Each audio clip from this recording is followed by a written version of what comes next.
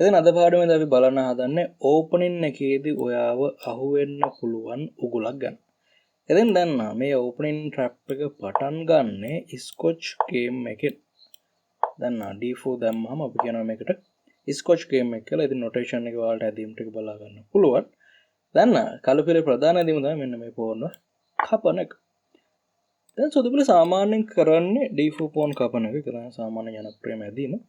Top level එක ගත්තොත් එහෙනම් ටොප් ලෙවල් එකේ වැඩිපුරම ප්ලේ වෙන ඇදීම ඔයාලට බලා ගන්න පුළුවන් මාස්ටර් ඩේටාබේස් එකේ නයිට් කට් D4 තමයි ලයිචස් එකට අනුව. හැබැයි ප්‍රශ්න වෙන මෙතනදී බිෂප් C4 දාන ප්ලේයර්ස්ලා එන්න අපි කියන මේකට ස්කොච් ගැම්බිට් එක කියලා. ගොඩක් අය මේකේ නම හදිත් බය අය ඉන්නවා. ඉතින් ඒකට බය වෙන්න එපා. රයිට් මෙතනදී අපි ප්ලේ කරන්න බිෂප් B4 චෙක් එක. තව ඇදීම් තියෙනවා ප්ලේ කරන්න පුළුවන්. නයිට් F5 බිෂප් C5 දාන්න පුළුවන් bishop B4 and bishop b4 check එක දැම්මා right ඒක හොඳ ඇදීමක්.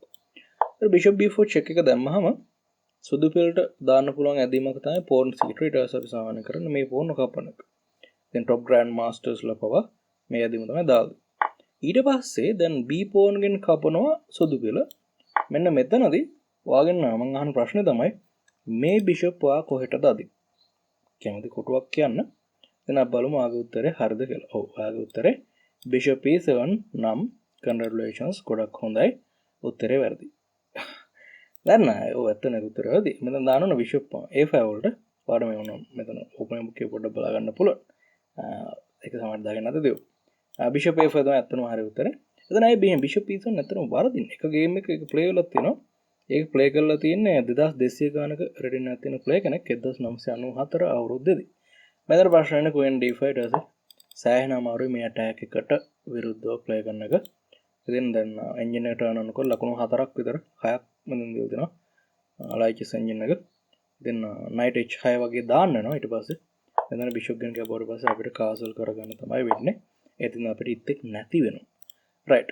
ඉතින් එතකොට මෙතෙන්දී අපි එහෙනම් බිෂොප් E7 නෙවෙයි බිෂොප් A5 තමයි ප්ලේ කරන්න ඕන. බිෂොප් A5 ප්ලේ කරාට පස්සේ සුදු පිළට පුළුවන් රජතුමාගේ ආරක්ෂාවට කාසල් කරගන්න.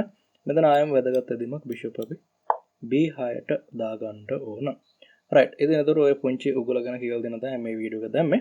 ඉතින් කොහොමද ඔයාලට කාලෙකින් වීඩියෝ ටිකක් දාන්න බැරි වුණා. ඉස්සරහට වීඩියෝ පහුරක් යනවා. ඉතින් ලෑස්ති වෙන්න මේ පළවෙනි වීඩියෝ එක ඒ වීඩියෝස් වල. එහෙනම් වීඩියෝ එක ලයික් කරලා ඊළඟ වීඩියෝ එකෙන් අපි හම්බෙමු. SHS YouTube channel එකේ.